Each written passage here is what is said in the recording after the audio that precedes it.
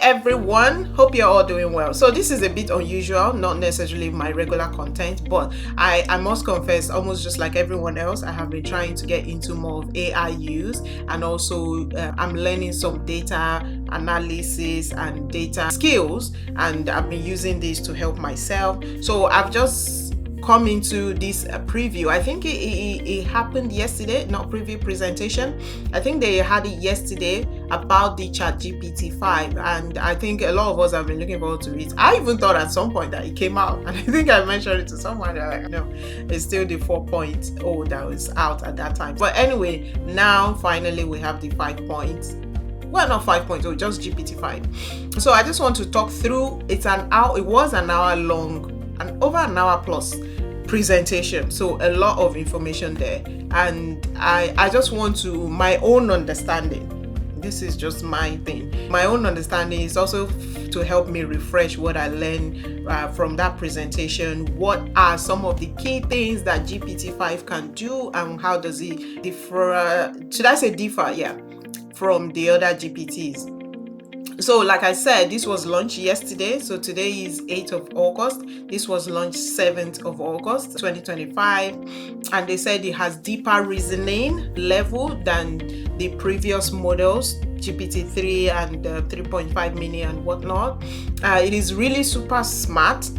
One thing they said is it's very, very fast. So here you can see it's talking about the coding. It has strong coding. So like I said, I'm trying to gain some data analytics skills, and coding is one of those things that I've find myself doing, using stuff like Python and trying to understand the whole narrative around coding. So they said, so I'm really excited about this because I'm trying to learn. So I think this is really going to be useful for those of us that are still at the beginning, at the very beginning stage of coding and learning codes. Now, just a disclaimer, I am not learning coding. I don't think I have the brain for it, just to be honest, all the time.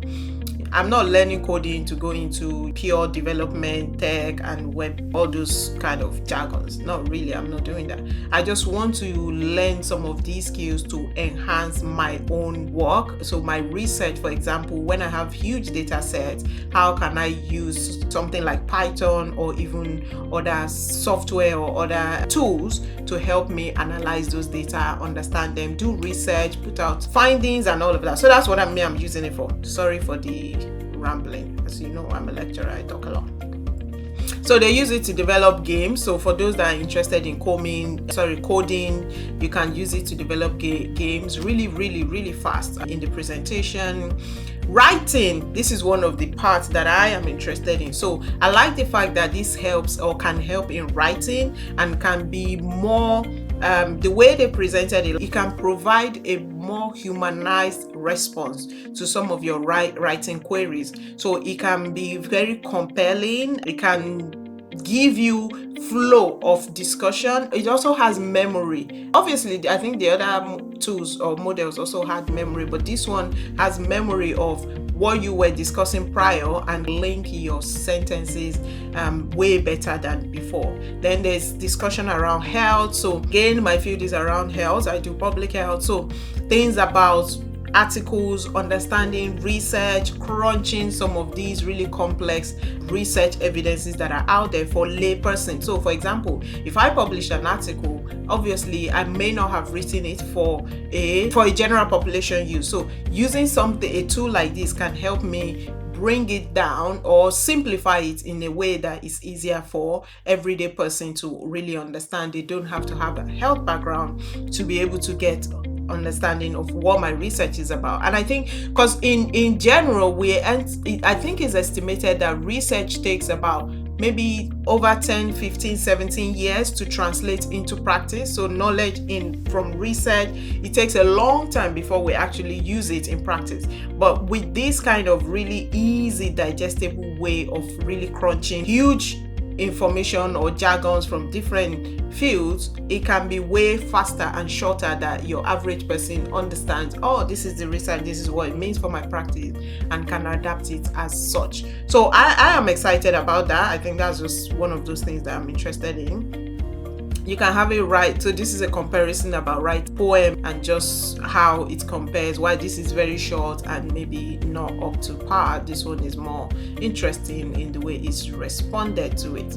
So they put some benchmark or evaluation test that they've done, and they just put some here. So with Python, it's almost 100% in some cases, and just crushed all of the benchmarks. And just to say that everything that they tested, the other tools that were tested against the GPT-5 is actually all OpenAI tools. So obviously, you know that things like Claude, Gemini are other companies or organizations which they haven't tested against, but definitely it's interesting that this is doing way better than their current or their other models. So they tested it on Harvard MIT math tournament, and it got 100% using Python and 96% without. I think no 93% without. So they tested it. This is the one that caught my interest as well, because they said this is like you having a PhD. It's like you having a PhD person or knowledge in your pocket. Obviously, they're talking about your cell phone. So in your pocket, where you're able to ask questions and get responses at the level of a doctorate reasoning and thinking. And that's very interesting because it takes years to actually normally get some of these reason at a level of expected PhD standard. So now having somebody like that in your pocket or around you that you can always just chat with and get high level response. It's very interesting. And I think it's also going to be very interesting how PhD candidates, for example, use this to inform their research, because it's like you have access to 24 hours, almost maybe not your supervisor, but someone at the level of the PhD you're trying to complete or you're trying to complete, they have completed it. That's sort of what it's like. And the interesting thing is that this is actually not just one field expert. You can have a PhD PhD holder reasoning in health, in agriculture, in tech. So it's like you have access to all the brains. At least that's how it's been presented. Very active on other coding for those that are interested in coding. So it's really, really interesting. There's a lot here of different. They talked about hallucination, that this is actually really, really low when it comes to hallucination. And you can see GPT-5 with thinking at only 1.6% possibility to hallucinate or give you incorrect response compared to GPT-4, which is about 15.8% and whatnot. So really interesting take on all of this. It's exciting. I'm excited to try it out. I feel like the way I will be trying it out, and it can also correct itself when it runs into error or find itself making mistake. It can retrieve that mistake and then go back and make changes and then rerun whatever prompt. And it also can help you enhance your prompt. So that means if you put a prompt that is not really up to that point, there's something called prompt engineering. So you can have GPT-5 can help you review the prompt and make it up to the standard that is expected and then execute it. It also has some agentic abilities. It can help you book some things in your calendar. It can help you schedule your day. I think is there an app? There's a tool, I think it's called Motion or something, because I see it on my dash line or my board every time. So that one helps you to schedule your day so that you're productive and whatnot, and GPT-5 seems to now have access to that. Obviously you need to give it access to your calendar, which they now have Gmails. You can have access, or it can have access to your Gmail if you allow it, and do some daily schedule, do some booking even. Obviously, some of you may know that there's already agentic OpenAI agent that was released 2-3 weeks ago, I think, also. So now you have this one that has that capability. And the interesting thing is that they are going to crunch all the other modules so that you wouldn't have GPT-4, GPT-3 mini and all that. Everything goes straight to GPT-5. And you may be thinking this is another cost. For those that are on free version, you will still have access to GPT-5, but limited. But for those that have on those that are on the plus, you would have access, and I think for those that are pro would have even more unlimited access. I really don't know the details of how the access, how long it will be, but I know you still would have access at different level, even the free version. It can also, I think it does quite a lot of things, and it's very interesting, some of the things they showed with it. I'm going to try and test it out. Like I said, I work in academia around health specifically, so I will be very interested in seeing some of the things it can do around research, writing, scheduling my calendar or scheduling my day, helping me maximize my time.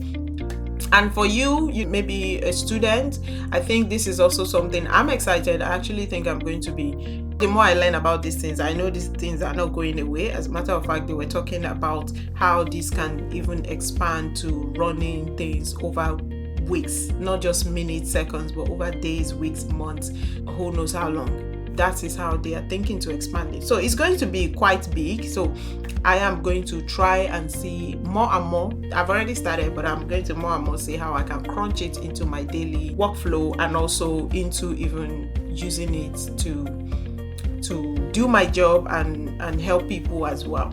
So that's the exciting thing. I don't know why I decided to do this. Well, I tried to use the GPT-5, but somehow try it on GPT. When I click on that, it's taking me back to GPT-4. I have no idea why. But when I tried to use it on my phone, I was able to do that, actually use GPT-5 on my phone. So I will be showing you some of the things I can use it for on my phone. So I was saying, some of you guys that are students, because I know some of my audiences are students or aiming to be, I think this is something you can use really well. And the way it is that the interesting part of it is, or one of the interesting parts is, that you can really dial it down however you want. If you want longer details, in more details, do more research, you can ask it to do that. If you want it to be a quick short answer response, you can also ask it to get you something like that. So the way it is, unlike the previous models where you see mini, advanced reasoning, fast, you don't need all of this now, because the GPT-5 really literally crunch everything in one. And if you want advanced reasoning, you can ask it will do that. If you want it to just be a quick response, it would also do that as well. So all the best. We can write personal statements, we can customize personal statements in more depth now. I feel we can do assessments, prepare. There's study mode, obviously. That one, I think that one came out quite a while ago, where you can do study mode. You can have it at study mode and just use it to prepare for exams, for assessment, use it to critically check what you have done and give you feedback and just help you. So you're not saying, Dr. Bola, help me out, because you already have these tools now. And like I said, because they're always they are here to stay. These are $1 billion industry. So we might as well jump on it and start to learn how to use them effectively for our own productivity and benefits. All right, thank you for listening. All the best in this. Bye-bye.